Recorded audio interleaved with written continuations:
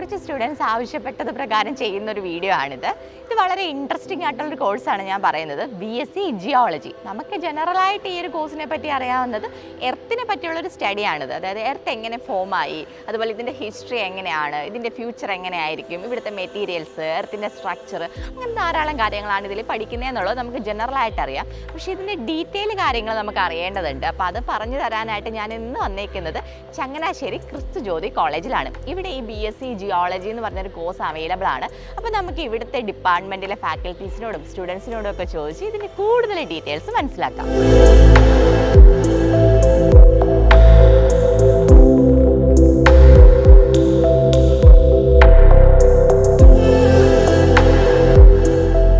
നമ്മുടെ ഇവിടെ ഉള്ളത് ക്രിസ്തുജ്യോതി കോളേജിലെ ജിയോളജി ഡിപ്പാർട്ട്മെൻറ്റ് HOD ഡോക്ടർ ബെന്നോ സാറാണ്. Hello sir. ഹലോ സാർ, ഈ ജിയോളജി എന്ന് കേൾക്കുമ്പം ഞങ്ങൾക്ക് എല്ലാവർക്കും മൈൻഡിൽ വരുന്നത് എർത്തിൻ്റെ സ്റ്റഡിയാണ്. എർത്തിൻ്റെ ഹിസ്റ്ററി, എർത്ത് എങ്ങനെ ഫോമായി, അല്ലെങ്കിൽ ഇനി എന്തായിരിക്കും ഇതിൻ്റെ ഒരു ഫ്യൂച്ചർ, ഇതൊക്കെയാണ് പഠിക്കുന്നതാണ് ഞങ്ങളുടെ ഒരു മൈൻഡിൽ വരുന്നത്. ശരിക്കും എന്തൊക്കെയാണ് ഈ ഒരു കോഴ്സ്, BSc ജിയോളജി എന്ന് പറഞ്ഞൊരു കോഴ്സ് ഒരു സ്റ്റുഡൻറ്റ് ചൂസ് ചെയ്യുമ്പോൾ ആ കുട്ടി അതിൽ എന്തൊക്കെയാണ് പഠിക്കുന്നത്? ജിയോളജി പറഞ്ഞതുപോലെ ഭൂമിയെ പറ്റിയുള്ള പഠനം തന്നെയാണ്. ഭൂവിജ്ഞാനീയം എന്ന് നമുക്ക് മലയാളത്തിൽ പറയാം അതിൻ്റെ സയൻസ്.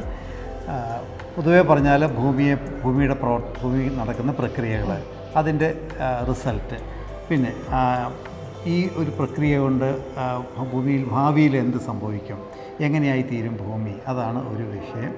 രണ്ട്, ഭൂമിയിലെ ഉപരിതലത്തിൽ കാണപ്പെടുന്ന മലകൾ, മരുഭൂമി, നദികൾ, ഗ്ലേസിയേഴ്സ്, അതായത് ഹിമാനികൾ, ഇവരുടെ പ്രവർത്തനങ്ങൾ, ഇതിൻ്റെ ഉത്ഭവം, ഇതും ജിയോളജിയുടെ ഭാഗമാണ്. പിന്നീടൊരു മേഖലയുള്ളത് ധാതുക്കൾ, ശിലകൾ, മിനറൽസ് ആൻഡ് റോക്സ്.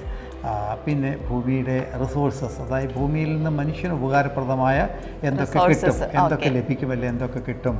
ഉദാഹരണത്തിന് കൽക്കരി, അയിരുകൾ, പെട്രോളിയം, അതായത് ക്രൂഡ് ഓയിൽ, ഇങ്ങനത്തെ ധാതു സമ്പത്ത്, ഇതെല്ലാം ജിയോളജിയുടെ ഭാഗമായി വരുന്നതാണ്. ഇനിയും ഒരു മേഖലയുള്ളത് ഭൂമിയുടെ പ്രക്രിയയുടെ ഭാഗമായി തന്നെ ഭൂമികുലുക്കം, അഗ്നിപർവ്വത സ്ഫോടനങ്ങൾ, ഇതും അതെല്ലാം പ്രകൃതി ദുരന്തങ്ങളിൽ വരും. അതുമൊക്കെ ജിയോളജിയുടെ ഭാഗമാണ്. സ്വാഭാവികമായിട്ടും എൻവയൺമെൻറ്റൽ ജിയോളജി എന്നൊരു ബ്രാഞ്ചും ഡെവലപ്പ് ചെയ്ത് വന്നിട്ടുണ്ട്.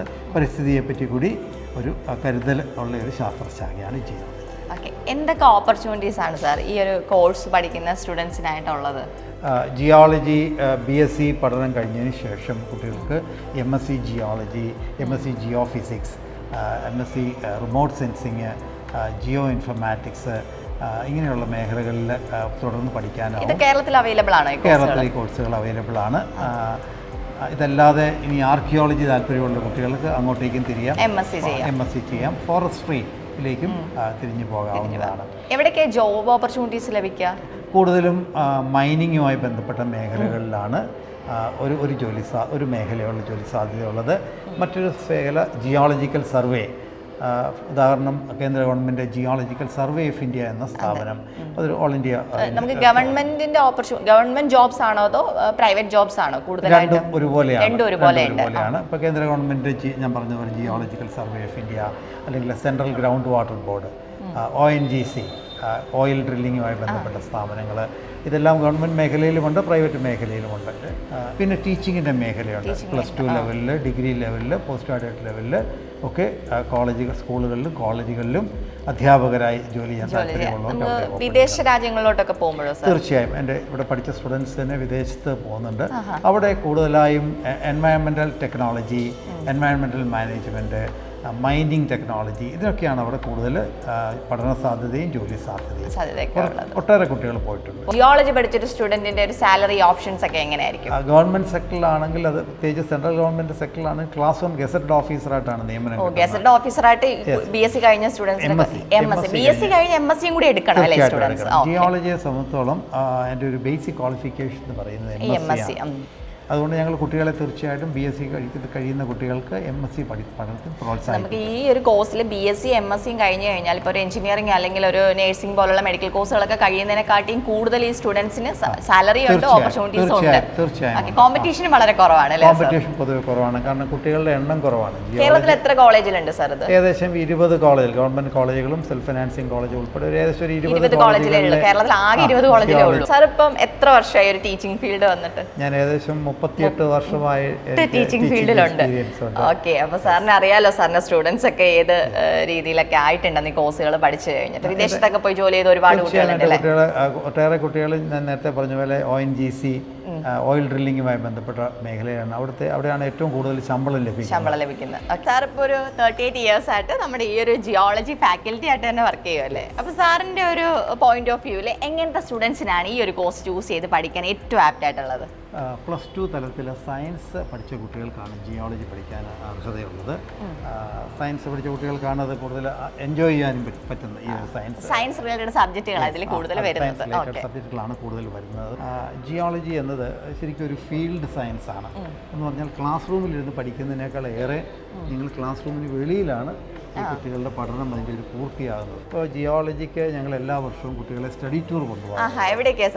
കേരളത്തിനകത്തും കേരളത്തിന് വെളിയിലും നോർത്ത് ഇന്ത്യയിലൂടെയൊക്കെ ഞങ്ങൾ നാഗ്പൂരിലെ കൽക്കരി ഖനിയിലൊക്കെ കുട്ടികളെ സ്റ്റഡി ടൂറിൻ്റെ ഭാഗമായിട്ട് ഞങ്ങൾ ഇറങ്ങി പഠിച്ചിട്ടുണ്ട്. അവിടെ നിന്നൊക്കെ സാമ്പിൾ കളക്ട് ചെയ്തിട്ടുള്ളതാണ്. അപ്പോൾ ഇതിൻ്റെ ഭാഗമായിട്ട് സ്വാഭാവികമായിട്ട് ഒരു മല കയറേണ്ടി വരും, ചെറിയൊരു ഞാൻ പറഞ്ഞ ഒരു അഡ്വഞ്ചർ ത്രില്ല് അങ്ങനെയൊക്കെ ഇഷ്ടമുള്ള കുട്ടികൾക്ക് ഞങ്ങൾക്കൊരു മ്യൂസിയം ഉണ്ട്. ഈ മ്യൂസിയത്തിലാണ് ഇതെല്ലാം ഞങ്ങൾ ശേഖരിച്ച് വെച്ചിരിക്കുന്നത്. ഞങ്ങൾക്കൊരു വളരെ എക്സൈറ്റിംഗ് ആയിട്ടൊരു നമ്മൾ ആദ്യം അവിടെ നിന്നായിരുന്നു ഇപ്പോൾ വീഡിയോ എടുത്ത് അവിടെ കുറേ റോക്സും ഒക്കെ ഞാൻ കാണുകയും ചെയ്തു. ഓക്കെ, അപ്പോൾ എനിക്ക് അതൊന്ന് ഡീറ്റെയിൽ ആയിട്ട് പറഞ്ഞു തരുമോ സാർ കാര്യങ്ങൾ? Welcome to the geology museum. Thank you sir. ഇതെല്ലാം സ്റ്റുഡൻസ് കളക്ട് ചെയ്താണോ സാർ? കുറച്ചൊക്കെ ഞങ്ങൾ വില കൊടുത്ത് വാങ്ങിച്ചതുണ്ട്. ഇത് ഇവിടുന്ന് അങ്ങോട്ട് ഇരിക്കുന്നതെല്ലാം മിനറൽസിൻ്റെ ഒരു വെള്ളാരങ്കല്ല്, ഇംഗ്ലീഷിലെ ക്വാർട്സ് എന്നാണ് പറയുന്നത്. നിങ്ങൾ ശ്രദ്ധിച്ചിട്ടുണ്ടാവും ചില വാച്ചിന്റെ പേരുകളുടെ കൂടെ ക്വാർട്സ്. അതിന്റെ അർത്ഥം ഈ ഒരു ധാതുവിന്റെ കുഞ്ഞൊരു കഷ്ണം അതിന്റെ സർക്യൂട്ടിലുണ്ട്. അതാണ് അതിന്റെ സർക്യൂട്ടിനെ കൺട്രോൾ ചെയ്യുന്നത്. അതുകൊണ്ടാണ് ആ വാച്ചിന്റെ പേരിന്റെ കൂടെ ക്വാർട്സ് എന്ന് വന്നിരിക്കുന്നത്. ഇതാണ് നമ്മുടെ ക്വാർട്സ് വാച്ചിലെ വെള്ളാരങ്കല്ല്. ഇതെനിക്കൊരു പുതിയ അറിവാട്ടോ. ഇത് അത് പല പല വെറൈറ്റികളുണ്ട്. ആകൃതിയിലും ഒക്കെ പല വ്യത്യാസമുള്ളതുണ്ട്. ഇങ്ങോട്ട് ഇരിക്കുന്നതെല്ലാം അങ്ങനെ തരം ധാതുക്കളാണ്, മിനറൽസ് ആണ് ഇരിക്കുന്നത്. ചിലത് കാണാൻ ഭംഗി മാത്രമേ ഉള്ളൂ, ചിലതിന് ഉപയോഗമുണ്ട്. ഇത് വളരെ പ്രത്യേകതയുള്ള ഒരു മിനറലാണ്. അതൊന്ന് നഖം കൊണ്ടൊന്ന് ചിരണ്ടി നോക്കിക്കേ, എത്ര സോഫ്റ്റ് ആണെന്ന് നോക്കി. ഇതിങ്ങനെ തരിതരിയായിട്ട് ഭയങ്കര ഒരു ഗ്ലേസിംഗ് ഉണ്ട്. ഈ മിനറലിന്റെ പേര് ടാൽക്ക് എന്നാണ്. ടാൽക്ക്. ഇതാണ് നമ്മുടെ മുഖത്തിടുന്ന പൗഡറിന്റെ റോ മെറ്റീരിയൽ. ഇതിന്റെ പൊടിയാണ്. ഇതിന്റെ പൊടിയാണ് വളരെ മൃദുലമായ ഒരു ഇതിന്റെ പൊടിയുടെ കൂടെ കുറച്ച് പെർഫ്യൂം ചേർക്കുന്നു. ശരിക്കും ടാൽക്കം പൗഡർ ഇതിന്റെ പൊടിയാ. അതുകൊണ്ടാണ് ഇതിന് ടാൽക്കം പൗഡർ എന്ന് പേര് വരാൻ കാര്യം. ഇതൊക്കെ നമുക്ക് പുതിയ അറിവ്. ഇതൊന്നും ഇത് നമ്മുടെ ടാൽക്കം പൗഡർ ഇതാണ്ട് ഈ മിനറലിൽ നിന്ന് ഉണ്ടാക്കുന്നതാണ് ടാൽക്ക് അല്ലേ സാർ? Okay okay. താല്പര്യമുള്ള ഉണ്ടാകുന്ന ഒരെണ്ണം ഈ പാറയിൽ കാണപ്പെടുന്ന പിങ്ക് സ്പോട്ടുകൾ റൂബിയാണ്. ഇതാണ് റൂബി അല്ലേ? മാണിക്യം, നമ്മുടെ നവരത്നങ്ങളിൽ ഒന്നായ മാണിക്യം നമുക്ക് പാറയിൽ നിന്ന് കിട്ടുന്നത് ഇങ്ങനെയാണ്. ഇത് പിന്നീട് സംസ്കരിച്ചെടുക്കേണ്ടതാണ്. പൊട്ടിച്ചെടുത്ത് പോളിഷ് ചെയ്തൊക്കെ എടുക്കുമ്പോഴാണ് ഇതാണ് പ്രകൃതിയിൽ ഇതിങ്ങനെയാണ് കിട്ടുന്നത്. ഇത് നമ്മുടെ റൂബി മാണിക്യം. ശിലകളിൽ കാണപ്പെടുന്ന പ്രകൃതിദത്തമായിട്ട് കിട്ടുന്ന ഉപ്പാണിത്. ഞങ്ങളിത് പേര് റോക്ക് സോൾട്ട് എന്നാണ് പറയുന്നത്. ഇപ്പോൾ ഇതാണ് സൂപ്പർ മാർക്കറ്റിലൊക്കെ പിങ്ക് സോൾട്ട് എന്നൊക്കെ പറഞ്ഞ് ലഭിക്കുന്നത്. ഇതാണ്.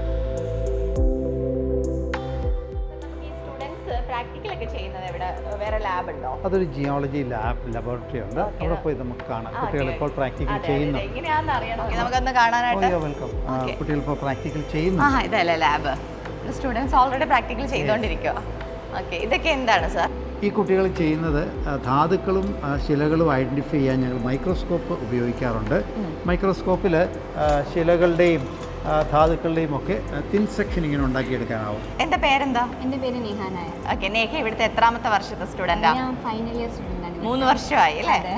ഓക്കെ, എന്താ ഈ കോഴ്സ് ചൂസ് ചെയ്യാനുള്ള കാരണം? കോഴ്സ് ചൂസ് ചെയ്യാന്ന് വെച്ചാൽ കോവിഡ് ടൈമിലായിരുന്നു ഞാൻ കണ്ടത്. ഒരു വെറൈറ്റി കോഴ്സാണ്. കാരണം ഒരു BCom MBBS അങ്ങനെ അല്ലാത്തൊരു കോഴ്സ്, ഒരു ഡിഫറെൻറ്റ് കോഴ്സ്, കുറേ പുതിയ കാര്യം പഠിക്കാൻ പറ്റും എന്നൊരു രീതിക്കാണ് ഞാൻ എടുത്തത്. എങ്ങനെ ഈ കോഴ്സിനെ പറ്റി അറിഞ്ഞേ? ഇന്റർനെറ്റ് വഴി അറിഞ്ഞത്, വെറൈറ്റി കോഴ്സ് തപ്പിയതാ. ഓക്കെ, ഈ 3 വർഷം പഠിച്ചു കഴിഞ്ഞപ്പോൾ നമുക്ക് എന്താ തോന്നുന്നത്? പഠിച്ചു കഴിഞ്ഞപ്പോൾ തോന്നിയ കാര്യം, പൊതുവേ നമ്മൾ അറിയുന്ന കാര്യം കുറേ കല്ലും മണ്ണ് മിറ്റത്ത് കിടക്കുന്ന അങ്ങനെയൊക്കെ, പക്ഷേ ഇതിപ്പം അതിൽ കുറേ കാര്യങ്ങളുണ്ട്, പഠിക്കാൻ പറ്റിയ കുറേ കാര്യങ്ങളുണ്ടെന്ന് അറിഞ്ഞപ്പോൾ ഓപ്പർച്യൂണിറ്റീസ് ഒരുപാടുണ്ട് അല്ലേ? ഉണ്ട്. ഓക്കെ, മോൾക്ക് ക്രിസ്തു ജ്യോതിയിൽ വന്നിട്ടുള്ള ഒരു എക്സ്പീരിയൻസ് എന്തായിരുന്നു? നിങ്ങൾ കുറേ സ്റ്റഡി ടൂറൊക്കെ പോയി, നിങ്ങൾ കളക്ട് ചെയ്ത കുറേ മിനറൽസും റോക്സും ഒക്കെ ഞാൻ കണ്ടിരുന്നു. ക്രിസ്തു ജ്യോതി എനിക്കൊരു സെക്കൻഡ് ഹോം പോലെയാണെന്ന് വേണം പറയാം. പഠിക്കണമെന്ന് ആഗ്രഹമുണ്ടായിട്ട് തന്നെ വന്നതാണ്. പിന്നെ ഫീൽഡ് ട്രിപ്പിനെ കുറിച്ചൊക്കെ പറയുകയാണെങ്കിൽ ഒരു മിനി ജിയോളജിസ്റ്റ് ആയിട്ട് നമുക്ക് തോന്നും, കാരണം മല കയറുന്നു, കല്ല് ഇറക്കുന്നു. ഓക്കെ ഓക്കെ, ഒരു അഡ്വഞ്ചറസ് ആയിട്ടുള്ളൊരു ലൈഫായിരുന്നു അല്ലേ? ഒരു 3 വർഷത്തെ ജേണി ആയിരുന്നു. മിസ് ചെയ്യുമോ കോളേജൊക്കെ? കോളേജ് മിസ് ചെയ്യും എന്തായാലും, കാരണം ഞങ്ങൾ ഇത്രയും വർഷം ഒന്നിച്ച് നിന്നേനെ. 3 വർഷം എന്ന് പറയുമ്പോഴത്തേക്ക് എല്ലാ ദിവസവും വരുമായിരുന്നു, കാണുമായിരുന്നു. അപ്പോൾ അതുകൊണ്ട് മിസ് ചെയ്യും. Okay okay okay. ഇപ്പം മോൾക്ക് ഇപ്പോൾ ഒരു +2 കഴിഞ്ഞ ഒരു കുട്ടിക്ക് ഒരു നല്ലൊരു ഫ്യൂച്ചർ വേണമെന്നുണ്ടെങ്കിൽ മോള് ജിയോളജി സജസ്റ്റ് ചെയ്ത് കൊടുക്കും ആസ് എ സ്റ്റുഡന്റ് എന്നുള്ള രീതിയിൽ? ഓക്കെ, ധൈര്യമായിട്ട് വന്നെടുക്കാം. ഓക്കെ, ഇവിടുത്തെ ഒരു എക്സ്പീരിയൻസ് എങ്ങനെയാ? ഫാക്കൽറ്റി വൈസ് ഞാൻ ഭയങ്കര സാറ്റിസ്ഫൈഡ് ആണ്, കാരണം ബെനോസറുടെ സ്റ്റുഡൻ്റ് ആയിട്ട് പഠിക്കുന്നതെന്ന് പറയുമ്പോൾ ഇത്ര എക്സ്പീരിയൻസ് ആയിട്ടുള്ള ഒരാളുടെ കൂടെ പഠിക്കുന്നത് എന്തുകൊണ്ടും നല്ലൊരു എക്സ്പീരിയൻസ് ആണ്. Okay okay. ഇപ്പം നിങ്ങൾക്കിപ്പം ജിയോളജിയെ പറ്റി ഒരു ഐഡിയ കിട്ടിക്കാണുമല്ലോ. ജിയോളജി ലാബും ജിയോളജിയുടെ മ്യൂസിയം ഒക്കെ കണ്ട് എന്താണ് ജിയോളജി പഠിച്ചാൽ എന്തൊക്കെ ഓപ്പർച്യൂണിറ്റീസ് ആണെന്നുള്ളത് എല്ലാം സ്റ്റുഡൻസിന് ഇപ്പോൾ ഒരു ഐഡിയ കിട്ടിക്കാണ്. അപ്പോൾ നിങ്ങൾക്ക് ഈ ജിയോളജി പഠിക്കാൻ താല്പര്യം ഉണ്ടെങ്കിൽ +2 സയൻസ് പഠിച്ചൊരു സ്റ്റുഡൻ്റ് ആണ്, നിങ്ങൾക്ക് ധൈര്യമായിട്ട് എടുക്കാം. അടിപൊളി കോഴ്സാണ്. അപ്പോൾ ഈ ഒരു കോളേജ് ഇതിനൊരു ബെസ്റ്റ് കോളേജാണ്. ഇവിടുത്തെ സ്റ്റുഡൻസ് തന്നെ പറഞ്ഞത് പഠിക്കാൻ ഏറ്റവും ആപ്റ്റ് ആയിട്ടുള്ള ഒരു കോളേജ് ആയതെന്ന്. അപ്പോൾ ഇവിടുത്തെ അഡ്മിഷനൊക്കെ സ്റ്റാർട്ട് ആയിട്ടുണ്ട്. ഞാൻ ഇവിടുത്തെ അഡ്മിഷൻസ് എല്ലാം നമ്പർ സ്ക്രീനിൽ കൊടുത്തേക്കാം. വീഡിയോ ഇഷ്ടമായെങ്കിൽ ലൈക്ക് ചെയ്യുക. കൂടുതൽ വീഡിയോകൾക്കായി ചാനൽ സബ്സ്ക്രൈബ്